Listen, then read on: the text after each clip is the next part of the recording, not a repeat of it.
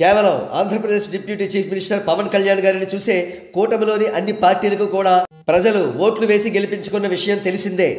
కానీ దురదృష్టవశాత్తు టీడీపీ వచ్చిన అవకాశాన్ని పూర్తిగా దుర్వినియోగం చేస్తోంది. కూటమిలోని ఇతర పార్టీలకు కూడా డ్యామేజ్ చేస్తోంది. మరి ముఖ్యంగా టీడీపీ కులగజ్జితో కూడిన రూలింగ్ని చూసి వాపోతున్నారు రాజకీయ విశ్లేషకులు మరియు ప్రజలు. ఇందుకు చక్కటి ఉదాహరణగా ఇటీవల తిరుమలలో జరిగిన తొక్కిసలాటకు సంబంధించి ఇతర కులపోళ్లను సస్పెండ్ చేశారు కానీ కులగజ్జిగాళ్లను మాత్రం సస్పెండ్ చేయలేదు. ఈ నేపథ్యంలో ప్రముఖ కులగజ్జి సలహాదారు ఏబిఎన్ రాధాకృష్ణ ఒక అద్భుతమైన డిమాండ్ను తెర ముందుకు తీసుకువచ్చారు.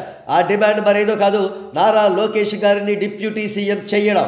కాగా పవన్ కళ్యాణ్ గారు అంటే నిరంతరం ఏడ్చి ఏడ్చి జుట్టు పీక్కుంటూ ఉండే మహాసేన రాజేష్ గారు ఈ డిమాండ్ను బలపరిచారు.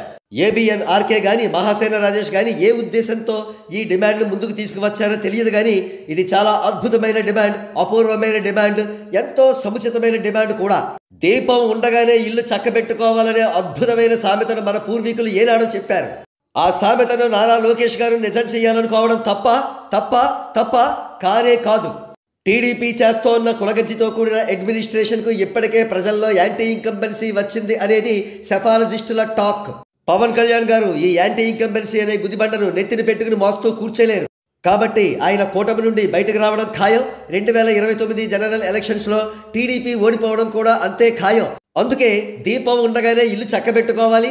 నారా లోకేష్ గారు ఇప్పుడే డిప్యూటీ సీఎం అవ్వాలి, వీలైతే సీఎం కూడా అవ్వాలి. ఎందుకంటే ఫ్యూచర్లో ఆయనకు ఈ అవకాశం ఏనాటికి రాదు.